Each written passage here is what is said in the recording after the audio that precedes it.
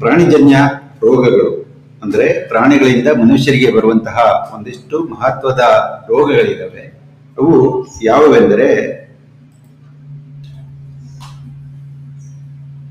ಹುಚ್ಚುನಾಯಿ ರೋಗ ಇರಬಹುದು, ಅಥವಾ ಬ್ರುಸೆಲ್ಲೋಸಿಸ್, ಅಥವಾ ನರಡಿ ಅಥವಾ ಅಂಥ್ರಾಕ್ಸ್ ಅಂತ ಹೇಳ್ತೀವಿ. ಅದಾದ್ಮೇಲೆ ಕ್ಷಯ ರೋಗ, ಇಲಿ ಜ್ವರ ಅಥವಾ ಲೆಪ್ಟೋಸ್ಪೈರೋಸಿಸ್, ಹಕ್ಕಿ ಜ್ವರ ಅಥವಾ ಬರ್ಡ್ ಫ್ಲೂ, ಲಾಡಿ ಹುಳು ಬಾಧೆ, ಕ್ಯಾಸನೂರು ಕಾಡಿನ ಕಾಯಿಲೆ ಈಗ ತುಂಬಾ ಜಾಸ್ತಿ ಅದು ಬರ್ತಾ ಇದೆ.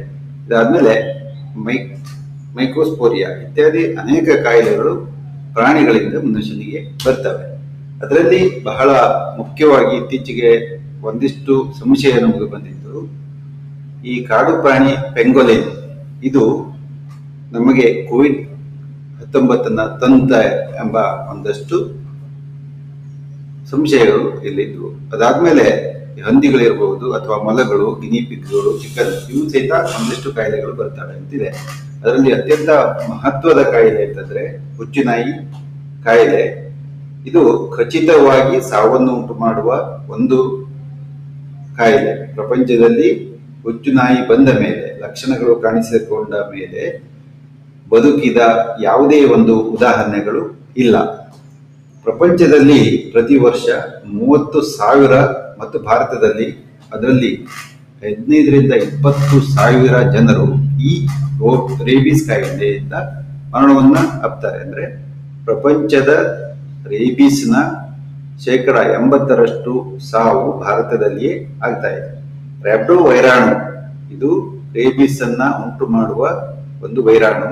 ಎಲ್ಲಾ ಬಿಸಿ ರಕ್ತದ ಪ್ರಾಣಿಗಳ ಕಾಯಿಲೆಯಾಗಿದ್ದು ತೋಳ, ನರಿ, ನಾಯಿ, ಬೆಕ್ಕು, ಬಾವಲಿ, ಇಲಿ ಹಾಗೂ ಹೆಗ್ಗಣಗಳಿಂದ ಹರಡುತ್ತದೆ. ಈ ರೋಗ ಪೀಡಿತ ಪ್ರಾಣಿ ಕಚ್ಚಿದಾಗ ಜೊದಿನಲ್ಲಿರುವಂತಹ ಈ ವೈರಾಣುಗಳೇನಾಗ್ತವೆ, ಅವು ಕಾಯವನ್ನ ಸೇರಿ ಸಮೀಪದ ನರಗಳ ಮೂಲಕ ನರಮಂಡಲವನ್ನ ಸೇರ್ತವೆ. ನಂತರ ಸಾಕಷ್ಟು ಪ್ರಮಾಣದಲ್ಲಿ ವೃದ್ಧಿಯಾಗಿ ನಂತರ ನರಮಂಡಲದ ತೊಂದರೆಯಾಗಿ ಸಾವನ್ನ ಅವು ತಪ್ತವೆ. ಈ ಹುಚ್ಚುನಾಯಿ ಕಾಯಿಲೆ ಎಲ್ಲ ನಾಯಿಗಳಿಂದ ಹರಡುವಂತಹ ಬಹಳ ಪ್ರಮುಖವಾದ ಒಂದು ವೈರಾಣು ಕಾಯಿಲೆ. ಈ ರೋಗದ ಸಾಧ್ಯತೆ ನಾಯಿ ಕಚ್ಚಿದ ಅಂಗ ಅಂದ್ರೆ ಯಾವ ಅಂಗಕ್ಕೆ ಕಚ್ಚಿದೆ, ಎಷ್ಟು ಸಲ ಕಚ್ಚಿದೆ, ಅದರ ತೀವ್ರತೆ, ಕಚ್ಚುವಿಕೆಯ ತೀವ್ರತೆ, ಎಷ್ಟು ಆಳವಾದ ಗಾಯ ಆಗಿದೆ ಮತ್ತು ಆ ಜೊಲ್ಲಿನಲ್ಲಿ ಇರುವಂತಹ ಒಂದು ವೈರಾಣುಗಳ ಸಾಂದ್ರತೆ, ಗಾಯದಿಂದ ಮೆದುಳಿಗೆ ಇರುವ ದೂರ ಹಾಗೂ ಪ್ರಾಣಿಯ ರೋಗ ನಿರೋಧಕ ಶಕ್ತಿ ಇತ್ಯಾದಿ ಅನೇಕ ಅಂಶಗಳನ್ನ ಅದು ಹೊಂದಿದೆ ಅಂತಂದ್ರೆ ತಪ್ಪಾಗಲಿಕ್ಕಿಲ್ಲ. ಅನೇಕ ರೀತಿಯ ಈ ರೀತಿಯ ಅಂಶಗಳು ಸಹಿತ ಇದರಲ್ಲಿ ಇದಾವೆ.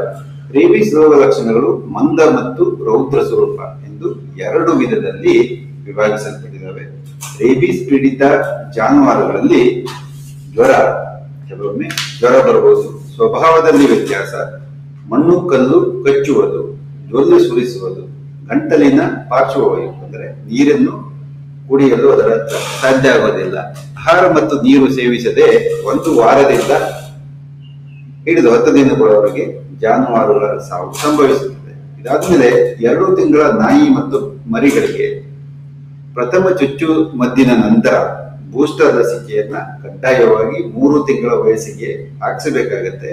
ಮತ್ತೆ ಪ್ರತಿ ವರ್ಷಕ್ಕೆ ಒಮ್ಮೆ ಈ ಲಸಿಕೆಯನ್ನ ಪುನರಾವರ್ತಿಸಿ ಈ ರೋಗವನ್ನ ತಡೆಯಬಹುದು.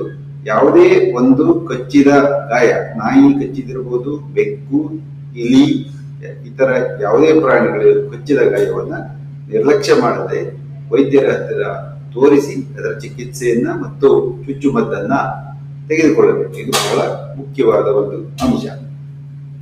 ಈ ರೇಬೀಸ್ ಎಂದರೆ ಹೆದರಿಕೆ ಹುಟ್ಟಿಸುವ ಒಂದು ಭೀಕರವಾದ ಕಾಯಿಲೆ. ಬಹಳ ಎಚ್ಚರಿಕೆಯನ್ನ ವಹಿಸಬೇಕು.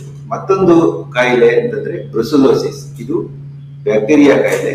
ಬ್ರುಸೆಲ್ಲಾ ಅಬಾರ್ಟಸ್ ಎಂಬ ಬ್ಯಾಕ್ಟೀರಿಯಾದಿಂದ ಜಾನುವಾರುಗಳಲ್ಲಿ ಗರ್ಭದ ಕೊನೆಯ 3 ತಿಂಗಳಲ್ಲಿ 7 ಅಥವಾ 8 ತಿಂಗಳ ಅವಧಿಯಲ್ಲಿ ಇದು ಗರ್ಭಪಾತವನ್ನುಂಟು ಮಾಡುವ ಈ ರೋಗವು ಹೈನುಗಾರರು ಮತ್ತು ಪಶುವೈದ್ಯರಿಗೆ ಮತ್ತು ಪಶುಗಳ ಜೊತೆ ಸಂಪರ್ಕ ಇರುವವರಿಗೆ ತಗಲುವ ಒಂದು ಅತ್ಯಂತ ಮಹತ್ವದ ಕಾಯಿಲೆ ಆಗಿದೆ. ಗರ್ಭಪಾತಗೊಂಡ ಪ್ರತಿಯೊಂದು ಪಶುವಿನ ರಕ್ತ ಪರೀಕ್ಷೆಯ ಮೂಲಕ ಈ ರೋಗವನ್ನು ನಾವು ಪತ್ತೆ ಮಾಡಬಹುದು. ಈ ಜಾನುವಾರುಗಳಲ್ಲಿ ಈ ರೋಗ ಬಂತಂದ್ರೆ ಇದು ಸಹ ವಾಸಿ ಆಗದ ಒಂದು ಕಾಯಿಲೆನೇ. ಕಾರಣ ಈ ರೋಗದ ಬಗ್ಗೆ ಸಹಿತ ಬಹಳ ಎಚ್ಚರಿಕೆಯನ್ನು ವಹಿಸಬೇಕು. ಹಾಗಿದ್ದರೆ ಇದರ ಲಕ್ಷಣಗಳೇನು ಅಂತಂದ್ರೆ, ಆಗಾಗ ಬಿಟ್ಟು ಬರುವಂತಹ ಜ್ವರ ಮನುಷ್ಯರಲ್ಲಿ, ತೀವ್ರವಾದ ತಲೆನೋವು, ಆಗಾಗ ಬಿಟ್ಟು ಬಿಟ್ಟು ಬರುವಂತಹ ಬೆನ್ನು ನೋವು, ವಸನಗಳ ಉರಿಯೂತ, ಗಂಟು ನೋವು, ಪ್ರತಿ ಗಂಟಿನಲ್ಲಿಯೂ ಸಹಿತ ನೋವಿರುತ್ತದೆ, ಮತ್ತು ಗರ್ಭಪಾತ ಈ ರೋಗದ ಪ್ರಮುಖ ಲಕ್ಷಣಗಳು. ಈ ಮನುಷ್ಯನಲ್ಲಿ ಬಿಟ್ಟು ಬಿಟ್ಟು ಬರುವಂತಹ ಜ್ವರವನ್ನ ಅಂಡ್ಯುಲೆಂಟ್ ಫೀವರ್ ಅಂತ ಕರೀತಾರೆ. ಹಾಗೂ ಈ ಜಾನುವಾರುಗಳಲ್ಲಿ 7 ರಿಂದ 8 ತಿಂಗಳ ಅವಧಿಯಲ್ಲಿ ಗರ್ಭಪಾತವಾದರೆ ಮತ್ತು ಅದರ ಸತ್ತೆ ಬೀಳದೆ ಹೋದರೆ ಅದನ್ನ ಬರಿಗೈಲಾಗಿ ಮುಟ್ಟುವುದಾಗಲಿ ಅಥವಾ ಅದನ್ನ ನಿರ್ಲಕ್ಷ್ಯದಿಂದ ಅದನ್ನ ತೆಗೆಯುವುದಾಗಲಿ ಮಾಡಲೇ ಕೂಡದು. ಇದಾದ ಮೇಲೆ ಮತ್ತೊಂದು ಕಾಯಿಲೆ ಇದೆ, ಅಂಥ್ರಾಕ್ಸ್ ಅಥವಾ ನೆರಡಿ ರೋಗ. ಈ ರೋಗವು ಜಾನುವಾರುಗಳನ್ನ ಕೆಲವೇ ಗಂಟೆಯೊಳಗೆ ಸಾಯಿಸುವಂತಹ ಒಂದು ಕಾಯಿಲೆ. ಇದರ ಬೀಜಕ್ರಿಮಿಗಳು ಅಥವಾ ಸ್ಪೋರ್ಸ್ ಅನೇಕ ವರ್ಷಗಳವರೆಗೂ ಮಣ್ಣಿನಲ್ಲಿ ಜೀವಂತವಾಗಿದ್ದು, ಅವಕಾಶ ಸಿಕ್ಕಾಗ ಉದ್ದೀಪನಗೊಂಡು ಮನುಷ್ಯರಲ್ಲಿ ಅಥವಾ ಪ್ರಾಣಿಗಳಲ್ಲಿ ಈ ಕಾಯಿಲೆಯನ್ನ ಉಂಟು ಮಾಡುತ್ತವೆ. ಈ ಜಾನುವಾರುಗಳಲ್ಲಿ ಇದ್ದಕ್ಕಿದ್ದ ಹಾಗೆ ಸಾವು, ಉದದ್ವಾರ ಮತ್ತು ಮೂಗು, ಬಾಯಿಗಳಲ್ಲಿ ರಕ್ತಸ್ರಾವ ಮತ್ತು ಹೆಪ್ಪುಗಟ್ಟದಿರುವ ಲಕ್ಷಣಗಳು, ರಕ್ತ ಹೆಪ್ಪುಗಟ್ಟದೆ ಇರುವಂತಹ ಲಕ್ಷಣಗಳು ಇದ್ದಾಗ ಇದು ಅಂಥ್ರಾಕ್ಸ್ ಅಥವಾ ನರಡಿ ರೋಗ ಅಂತ ಊಹಿಸಬಹುದು. ಈ ಮೂಗಿನಲ್ಲಿ ಮತ್ತು ಬಾಯಿಯಲ್ಲಿ ಬರುವಂತಹ ರಕ್ತ ಇರಬಹುದು. ಇದರ ಒಂದು ಕಾರಣವು ಅಂಥ್ರಾಕ್ಸ್ ಇರಬಹುದು. ಇದಲ್ಲದೆ ಇನ್ನು ಬೇರೆ ಬೇರೆ ಕಾಯಿಲೆಗಳಿದಾವೆ. ಆದರೆ ಅಂಥ್ರಾಕ್ಸ್ ಎಂಬ ಒಂದು ಕಾಯಿಲೆ ಬಗ್ಗೆ ಬಹಳ ಗಮನ ಇರಬೇಕು. ಮತ್ತೊಂದು ಬಹಳ ಪ್ರಮುಖವಾದ ಕಾಯಿಲೆ ಕ್ಷಯರೋಗ. ಬಹುತೇಕ ಮನುಷ್ಯರಲ್ಲಿ ಕ್ಷಯರೋಗ ಬರುವುದು ಜಾನುವಾರುಗಳ ಸಂಪರ್ಕ ಹಾಗೂ ಹಾಲಿನ ಮೂಲಕ ಅಂತ ಹೇಳಲಾಗ್ತಾ ಇದೆ. ನಿಧಾನವಾಗಿ ಸಾವಿನೆಡೆಗೆ ಒಯ್ಯುವ ಈ ರೋಗ ಮನುಷ್ಯರಲ್ಲಿ ಕಂಡು ಬಂದರೆ ತಿಂಗಳುಗಟ್ಟಲೆ ಬರುವಂತಹ ಕೆಮ್ಮು, ಕಫ, ಹಸಿವಾಗದಿರುವುದು, ಕ್ರಮೇಣ ದೇಹದ ತೂಕ ಕಡಿಮೆ ಆಗ್ತಾ ಬಿಟ್ಟು ಬಿಟ್ಟು ಬರುವಂತಹ ಜ್ವರ ಏನಿದೆ, ಇದು ಎದೆಗೂಡಿನಲ್ಲಿ ರೋಗದ ಲಕ್ಷಣಗಳು ಕಂಡು ಬರ್ತವೆ. ತುಂಬಾ ನೋವಿರುತ್ತೆ. ಮನುಷ್ಯನಲ್ಲಿ ಈ ರೋಗಕ್ಕೆ ಈಗ ಉತ್ತಮ ಔಷಧಿ ಇದೆ. ಇದು ಬಹಳ ಮುಖ್ಯ. ಈ ಕ್ಷಯ ರೋಗಕ್ಕೆ ಉತ್ತಮ ಔಷಧಿ ಇದೆ. ರೋಗ ಬಂದ ಪ್ರಾಣಿಗೆ ಉತ್ತಮ ಔಷಧಿ ಇಲ್ಲ. ಅದನ್ನ ಸುಖಮರಣವನ್ನು ನಾವು ಮಾಡಬೇಕಾಗತ್ತೆ. ಈ ರೀತಿ ಮರಣೋತ್ತರ ಪರೀಕ್ಷೆಗಳಲ್ಲಿ ಒಳಗೆ ಗಂಟುಗಳು ಕಾಣಿಸಿಕೊಳ್ತವೆ. ಮತ್ತೊಂದು ಕಾಯಿಲೆ ಇಲಿ ಜ್ವರ ಅಥವಾ ಲೆಪ್ಟೋಸ್ಪೈರೋಸಿಸ್ ಅಂತ ಹೇಳ್ತಾರೆ. ಇದು ಕಾಮಾಲೆಯನ್ನು ಉಂಟು ಮಾಡುವಂತಹ ಕಾಯಿಲೆ. ಕಲುಷಿತ ಮಾಂಸ, ಹಸು, ನಾಯಿ, ಬೆಕ್ಕು, ಇಲಿ, ಹಂದಿಗಳ ಮೂತ್ರ ಮತ್ತು ಕಲುಷಿತ ನೀರಿನ ಮೂಲಕ ಈ ಕಾಯಿಲೆ ಪ್ರಸಾರವಾಗುತ್ತದೆ. ಮನುಷ್ಯರಲ್ಲಿ ಭೇದಿ, ನೀರಡಿಕೆ, ಜ್ವರ, ವಾಂತಿ, ಕ್ರಮೇಣ ತೂಕದ ಇಳಿಕೆ, ನಾಲಿಗೆಯ ಮೇಲಿಂದ ಮೇಲೆ ಬರುವಂತಹ ಹುಣ್ಣುಗಳು, ಬಾಯಿಯ ದುರ್ವಾಸನೆ ಹಾಗೂ ಕಾಮಾಲೆಯ ಲಕ್ಷಣಗಳು ಈ ಲೆಪ್ಟೋಸ್ಪೈರೋಸಿಸ್ ಕಾಯಿಲೆಯಲ್ಲಿ ಕಂಡುಬರುತ್ತದೆ. ಆದರೆ ಇದನ್ನ ಸೂಕ್ತ ಜೀವ ನಿರೋಧಕಗಳು ಈಗ ಲಭ್ಯ ಇದೆ. ಅದರಿಂದ ಈ ಕಾಯಿಲೆಯನ್ನು ನಾವು ಬಹಳ ಸುಲಭವಾಗಿ ಗುರುತುಪಡಿಸಬಹುದು. ಈ ಲೆಪ್ಟೋಸ್ಪೈರೋಸಿಸ್ ಕಾಯಿಲೆ ಬಹುತೇಕ ಇಲಿಗಳಿಂದ ಹರಡುವ ಜ್ವರವಾಗಿರೋದ್ರಿಂದ ಇದನ್ನ ಇಲಿ ಜ್ವರ ಅಂತಲೇ ಕರೀತಾರೆ.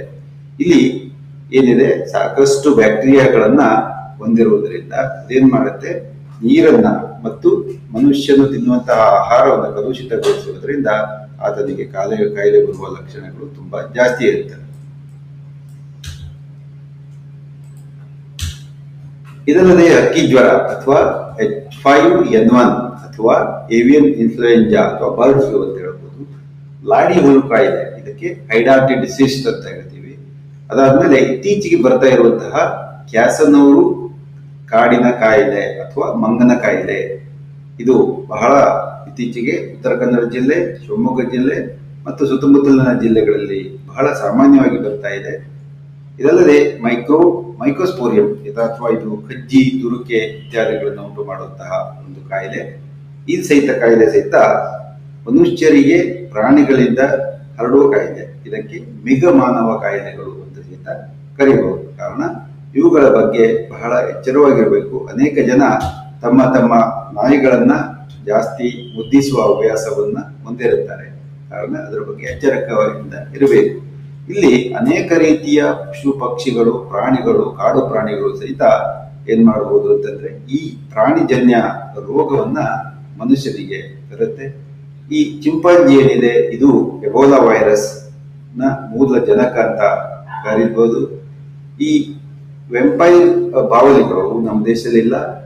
ಇವು ಸಹಿತ ರೇಬೀಸ್ ರೋಗ ಕಾರಕಗಳು. ಮತ್ತೆ ಈ ಅನೇಕ ರೀತಿಯ ಹಕ್ಕಿಗಳು, ವಲಸೆ ಹಕ್ಕಿಗಳು ಏವಿಯನ್ ಇನ್ಫ್ಲೂಯೆಂಜಾ ಇದನ್ನ ಮಾಡ್ತವೆ. ಅಲ್ಲದೆ ಸಿಟಕೋಸಿಸ್ ಎಂಬ ಕಾಯಿಲೆಯನ್ನ ಪಕ್ಷಿಗಳು ಮಾಡ್ತವೆ. ಮತ್ತೆ ಮಂಕಿ ಪಾಕ್ಸ್ ಅಥವಾ ಮಂಗನ ಸಿಡುಬು ಕಾಯಿಲೆಯನ್ನ ಅಳಿಲುಗಳು ಹಬ್ಬಿಸ್ತವೆ. ಲೆಪ್ಟೋಸ್ಪೈರೋಸಿಸ್ ಇಲಿಗಳು, ಹೆಗ್ಗಣಗಳು ಇದು ಮಾಡ್ತವೆ. ಮತ್ತು ಈ ಕಾಡು ನಾಯಿಗಳು ಅಥವಾ ಸೀಳು ನಾಯಿಗಳು ಪ್ಲೇಗ್ ಕಾಯಿಲೆಯನ್ನ, ರ್ಯಾಬಿಟ್ಸ್ ಅಥವಾ ಮೊಲಗಳು ತುಲರೀಮಿಯಾ ಎಂಬ ಕಾಯಿಲೆಯನ್ನ, ಇದಲ್ಲದೆ ಹಾವುಗಳು ಈ ಕೋಲೈ ಇನ್ಫೆಕ್ಷನ್ ಅನ್ನ ಮಾಡ್ತವೆ. ಇದಲ್ಲದೆ ಈ ಆಮೆಗಳು ಸಾಲ್ಮೊನೆಲ್ಲೋಸಿಸ್ ಎಂಬ ಕಾಯಿಲೆಗಳನ್ನ ಮಾಡ್ತವೆ. ಇದಲ್ಲದೆ ಅನೇಕ ರೀತಿಯ ಜೀವಿಗಳು, ಕಾಡು ಜೀವಿಗಳು ಸಹಿತ ಈ ಕಾಯಿಲೆಗಳನ್ನ ಹರಡ್ತವೆ. ಕಾರಣ ಇವುಗಳ ಸಂಪರ್ಕದಲ್ಲಿರುವವರು ಬಹಳ ಹುಷಾರಾಗಿರಬೇಕು ಅಂತ ಹೇಳಲಿಕ್ಕೆ ಕಾರಣ ಇಷ್ಟೊತ್ತು ನೀವು ಹೇಳಿದಿರಿ. ಧನ್ಯವಾದಗಳು.